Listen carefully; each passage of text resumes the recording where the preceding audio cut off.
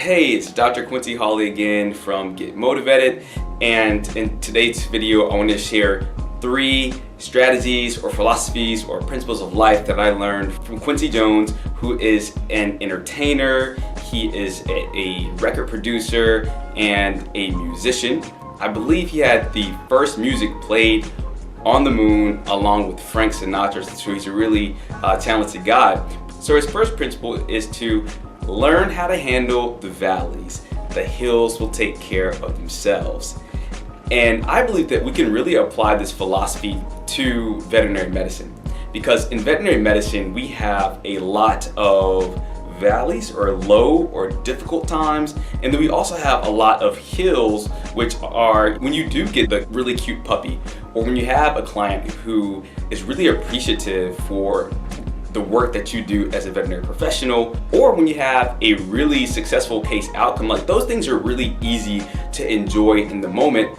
And if you're not enjoying those, I certainly recommend that you check out the sort of principle or the action or the practice of mindfulness. Mindfulness will help you to really enjoy those moments. But let's go back to the valleys for a second, because if you can learn how to really deal with and handle those difficult moments, the euthanasias, the upset or irate clients, the just the types of cases that drive you crazy and things like that, if you can really learn to deal with those valleys of veterinary medicine, then it really will make your time better. So enjoy the hills more. Also, we'll learn how to handle the valleys. So the second principle or philosophy that Jones shared with me is that when a task has just begun, never leave it until it's done.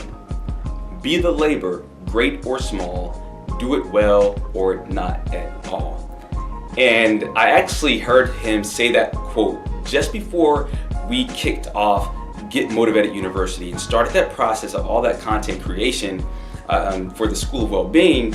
But I apply that personally when I think about Get MotiVETed's purpose.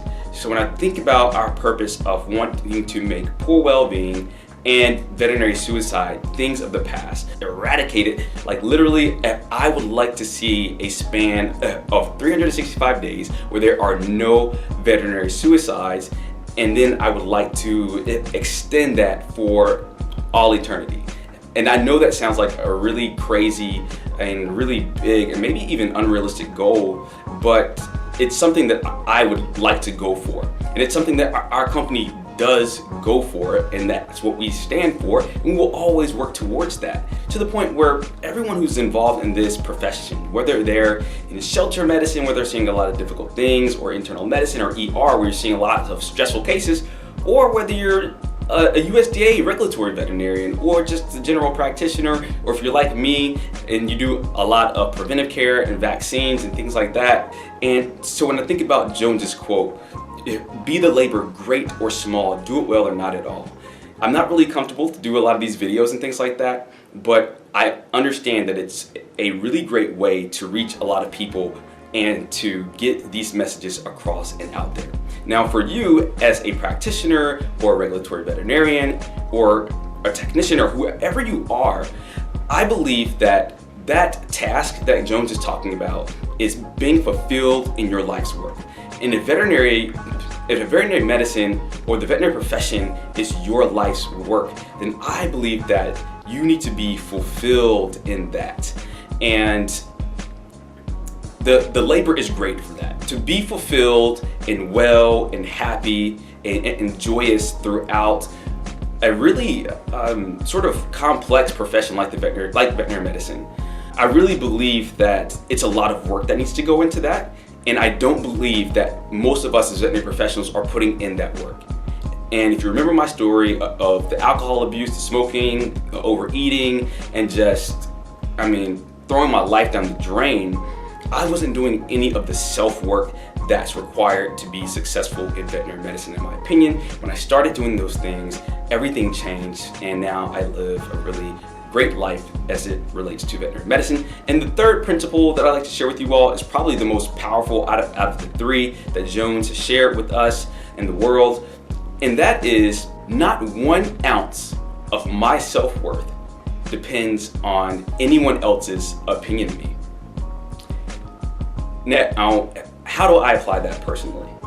Personally, the last veterinary job that I had before, or the one that I have now, which I do like practice part-time and then get MotiVETed full-time of consulting and hospital presentations, things like that, is that in that last job, I was only staying there because I thought that if I left a situation like that and took some time to figure out what I needed to be doing for myself, that my family would think of me a certain way, that my veterinary mentors would think of me a certain way, and that maybe even some of my colleagues would look at me a certain way.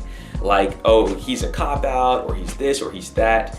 And then when I look at my life, like the entire thing, I see all of these moments where I was doing things, I was taking actions, I was living a certain life that was based off of what other people would think about me.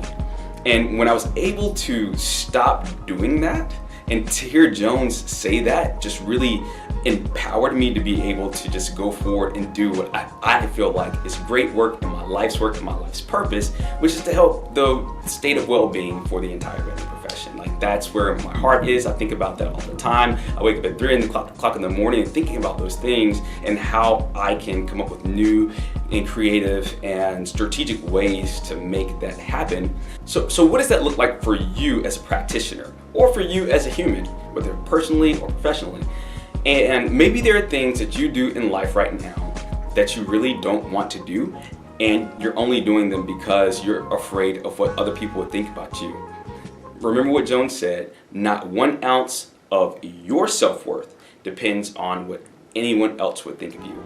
And if there's a thing that you want to do and you believe in it and your intentions are right, okay, and you mean well, and I say to you to go forth and do that, whatever it happens to be. Whatever it happens to be. If there's a type of specialty that you want, like, I don't care what it is. Don't worry about what other people would think about you making that move, even if it's a career switch. I'm not saying just quit your job tonight because you want to be like a Broadway singer or dancer or anything like that. But I am saying to put a lot of thought and energy into that. And if what you come up with is that's the move that you need to make, don't worry about it. If you believe in that, then it will work out for you. So those are the 3 points again. That not 1 ounce of your self-worth depends on anyone else's opinion of you. When a task has just begun, never leave it till it's done. Be the labor great or small, do it well or not at all. And then the first one was, what was it? Oh yeah, that's right. Learn how to handle the valleys. The hills will take care of themselves. Thank you. Dr. Quincy Hawley, Get MotiVETed.